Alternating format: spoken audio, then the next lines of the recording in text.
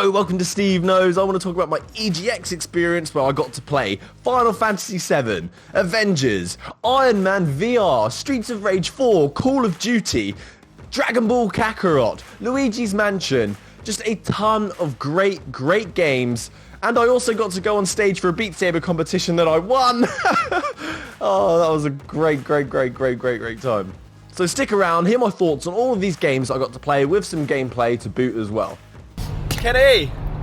Hey! Today is the EGX day. Finally, it's here. We've been waiting for so long, and I want to play some games now! What are you looking forward to? Everything. Everything. Great answer. Thank you. Yeah.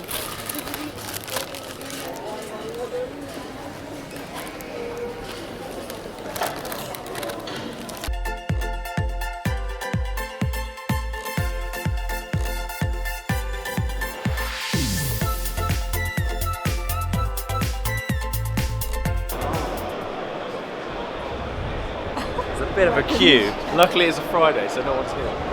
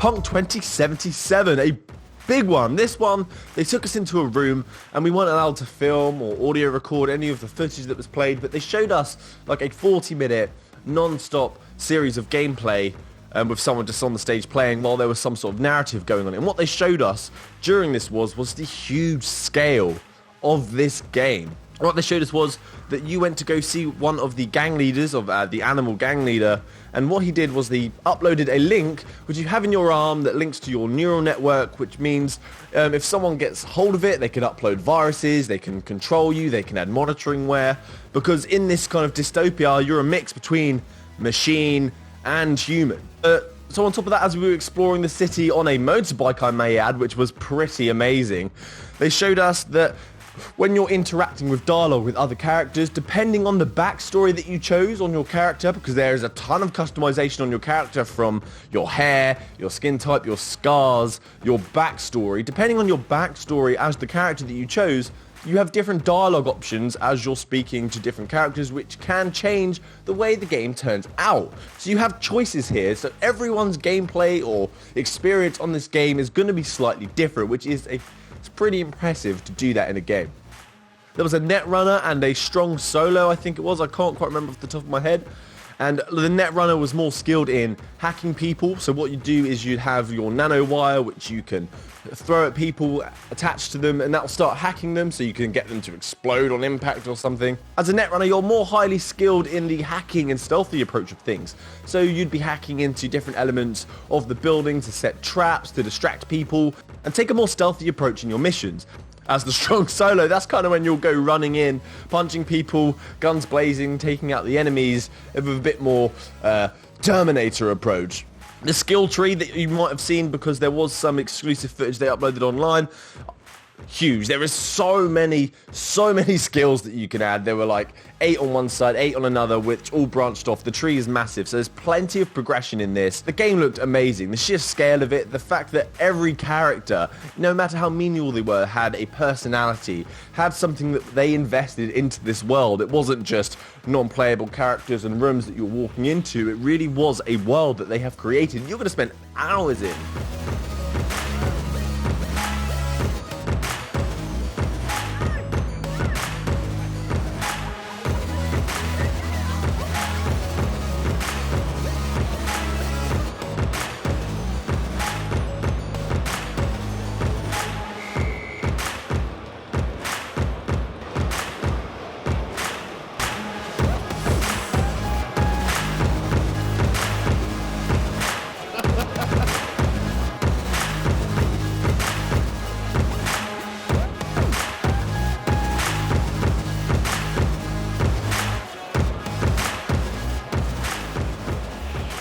Okay, so Final Fantasy, this one is one that I was really, really excited for. Final Fantasy is a game that's touched my heart since I was a little kid, not in the wrong way.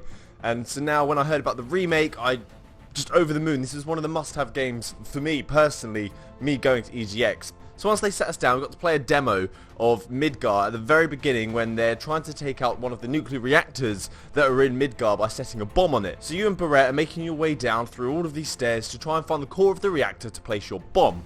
In the original game, it's very simple. You're kind of just walking along a 2D space, but they make it look kind of 3D by the way that they've painted the backgrounds. And you go down a couple of ladders, you bump into someone until you finally place the bomb on there, and then the massive, huge spider-like robot comes and the battle begins. In the remake, you get the huge scale of Midgar. You're supposed to be in just this tiny place where a reactor is, which is just a small portion of the city, and it is huge. You're going down many different stairs. You can see where your destination is actually supposed to be because now you can look around in the 3D space. You just get a better feel for the environment. I feel like they've done a great job on that. The characters, Cloud looks absolutely fantastic. The way they got him to run was exactly how I remembered it, but on the PlayStation 1, but this time as the remake. The way he runs, the way the trousers flare at the bottom and his arms held back was absolutely perfect. I felt like it was exactly how I remembered it. It was very nostalgic. Barrett's interpretation is obviously a lot better. He was just a few blocks before in the last one, but now you can see the sheer size of the guy. He's huge. He's a meathead and a half, and you can kind of compare Cloud to him and kind of see their different fighting styles, their stature. There is definitely a difference in personalities, which is just really clear in the remake. An issue I did have with this though is Cloud's hair. There was a lot of anti-aliasing going on around the hair. It was rather fuzzy. I was sat quite close to the TV when we were playing the demo, but the hair was extremely fuzzy. I thought it would be a lot more crisp, and that was kind of taking it away from me. I also noticed as I was walking down some of the ladders and I'll be rotating the camera, a couple of pixels were popping out there and there. So this might have been a work in progress because it isn't coming out until next year. But apart from those small little details that I hope it is able to be fixed by an update, so when you finally put the bomb down and you got your first big battle where it's you against this kind of bot, it's a lot grander than the original. You have to run around, you have to evade, because it's no longer the turn-based battle system. Instead, they've kind of done a mixture. So whilst you're attacking with your sword, attacking different elements, you are able to actually hold down a menu button and select items, spells, and special attacks. So when you hold down the menu button, you can actually select items, special attacks, and magic attacks, such as the thunder, curing yourself if your health is low, whilst also controlling the other player. You can also select somebody else to select their items, their magic, and their attacks whilst you're attacking with another character. And on top of that, you can switch characters. Not like Final Fantasy 15, where you could ask for help or assistive moves. You can actually change character. So this time, when you have your 4-player team, you can actually control each element of it with all their different playstyles at the same time, which is going to add a huge element of strategy in this fighting that I feel like it's needed. We've had real time, we've had turn-based, but I've not actually had a battle system that was as complex as this before. For me personally, you've probably played games that have that, but for me, it's not that common. So that's something I'm really looking forward to. But what was different, the fighting didn't seem as fast-paced and as fluid as Final Fantasy 15 when I was Noctis, because Noctis you had that warp ability, so you were able to dash around. In this one there's a lot more running, a lot more rolling and evading.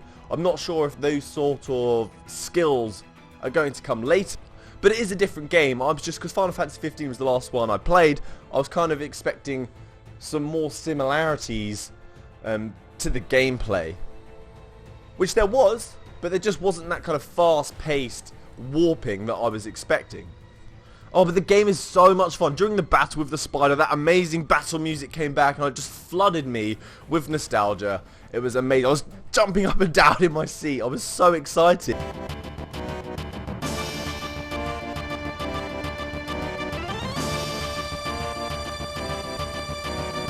So overall, Final Fantasy 15 demo has got me incredibly excited. I cannot wait for that one. That is a hype train.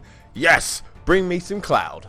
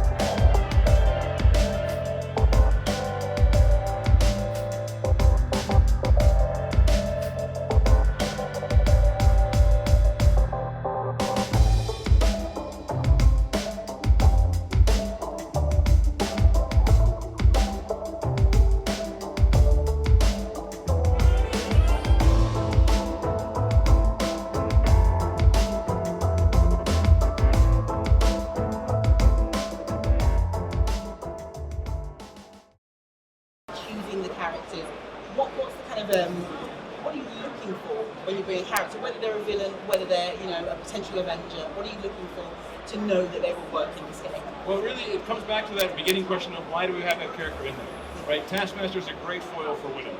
Both ex-SHIELD agents, both have a history of spy and espionage, both have their own kind of insights on how the world goes, so that's a good match. If you've seen some of our trailer clips, we've got Hulk and Abomination, another good matchup that you can see there. So you get a sense we might have some of those matchups planned that we haven't talked about yet. It gives you a sense of the types of bad guys and heroes and villains, blending them together, both for a story reason, but also they're just good kind of, again, foils to cause that natural friction between the two and let them play off of each other's abilities and skills. So for us, so what makes sense? What adds to the overall story world?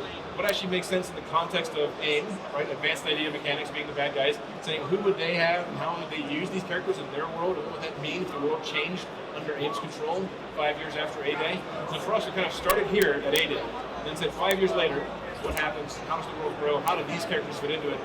Spoiler alert, there will be a rematch with Taskmaster.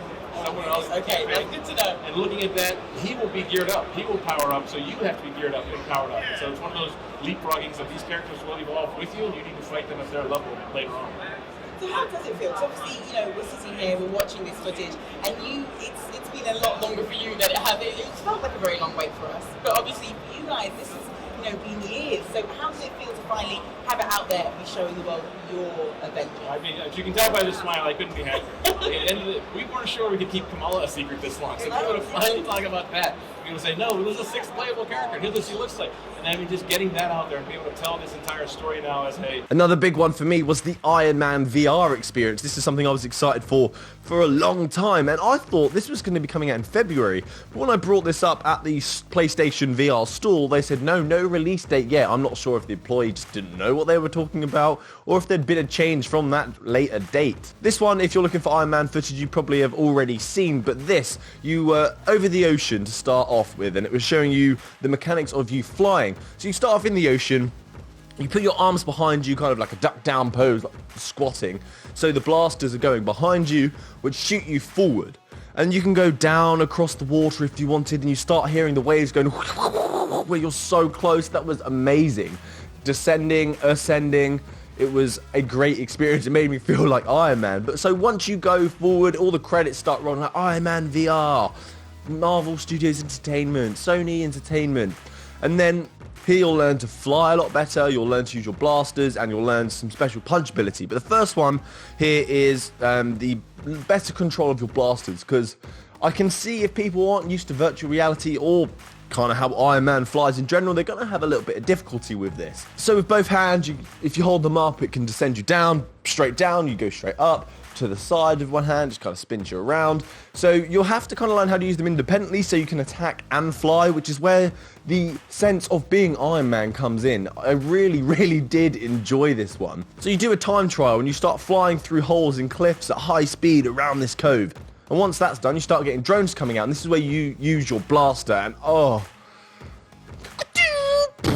this felt incredible. There was plenty of rumble there. The sound was spot on. The feel of it, the gameplay and the feel and the audio all came together in perfect harmony and created an amazing Avenger symphony. Perfect. I could do that all day. It was really good. And after that, you start using the punch ability, and then you get some big drones, and you're just basically doing this kind of training simulation, attacking drones and learning how to fly. And after that, you come and you land at the Tony Stark house, and it's over. So even though it was short-lived, please take my recommendation. If you've got a PSVR, you definitely have to try this one out, especially if you're a fan of Marvel. It was incredible. Sony seems to be really good at making awesome VR games, even with the limited and bad tracking of their headset.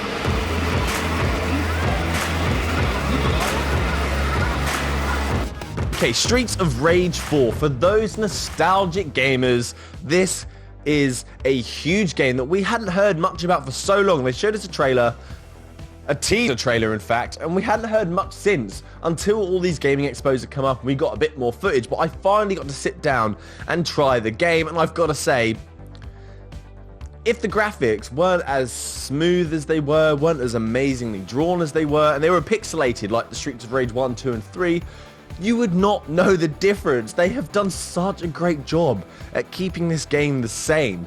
The way Axel punches was exactly the same. The way you could punch to a certain rhythm, which is a nice little cheeky hack, to take out enemies with a huge amount of health so they don't recover in time, was exactly the same. The way he jumped and kicked, it was all the same. A special rope-a-dope fire punch was the same, but the way they laid out the controls were a lot more intuitive, they were a lot better, and this time you also get a special, so it's kind of a combination of the original Streets of Rage and the second one. The two characters that were available for me to play were Axel and Blaze. I had a co-op experience. I played as Axel, which is exactly dressed the same way that he was, but he's clearly got a couple of sizes bigger. This time the enemies are slightly different. We have different enemy types. There's some that have their hands in their pockets that are just like these laid-back, chilled roadmen. We have some ones that now throw poison on the floor, which you want to avoid stepping on. There are explosion containers. It's just really brought Streets of Rage into the modern day. They've added another layer of complexity to the game because we've all clearly adapted to the simple just beat them up. So to me, this is going to be a must-have beat 'em up game, a must-have game for the Switch, especially as a portable system. I just can't wait for it. It was perfect in every single way. I'm a huge fan, so obviously I've come in, I've set the bar quite high in my expectations, and they've exceeded it. They've done a fantastic job.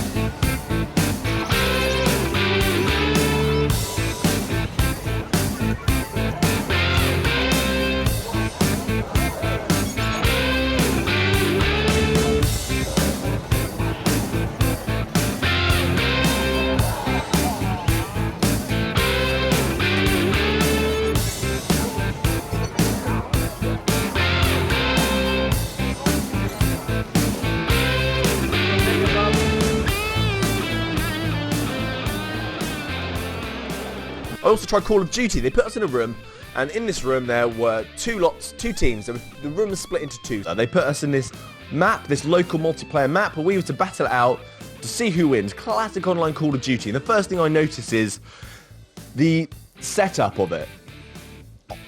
Like the menu where it's loading, where you're waiting for a game to start, where you're choosing the game mode that you want. This doesn't look any different for anything we've experienced in Call of Duty before. Normally they try doing something fancy with it, but I don't know if this is because it was an early build, but it is out next week, so I'm pretty sure we should be playing the final game. But it wasn't. There was nothing special there. The loadouts, exactly the same, which is quite nice, I suppose, because it's going to be intuitive. But what I did like was the visuals on the gun, the reflections on the environment were some of the best I had ever seen. The game looks really, really great, and the way they've got it to feel, it didn't feel like I was just playing another Call of Duty game. It felt more realistic. The way you were running, it felt more heavy. The way you were aiming down the sights and moving around and seeing other people run. The non-playable characters or the other people that were playing online, the way they moved was very different. The way they interacted and fell to the floor. Now with the opening and closing of doors, there's a deeper interaction with the environment, so you can play more strategically. And also, once you've got a streak, you'll get an option that comes up if you want an magazine upgrade, so you can have stopping power on the next clip that you've got, or perhaps some more defense, which is a nice touch. But apart from all of that, everything else was standard Call of Duty. Look down the sights and kill someone. It just felt a lot more grounded. What made Call of Duty great in the first place, which is what this is. It's a rehash of the original amazing Modern Warfare game that launched the game into the success it is today anyway, and I feel like they've done a pretty good job. Normally I'm like, oh, Call of Duty again, but no, you've got to try this out. If you've played the beta, you probably understand what I'm talking about. There's something about it. That's it from me. I hope you had fun, especially a nice look into my day and my experience that was there, and hopefully some thoughts that have helped you decide or help you look forward to something, because there are a lot of great games coming out. Thanks for watching. Steve knows. Happy gaming. Good day. Also, don't forget to join the Discord server, where we have a great virtual reality community, and where I've also got the files and instructions how to get custom songs on BeatSaber, and I've got some discount codes for insert coins so you can save some money on some gaming merch.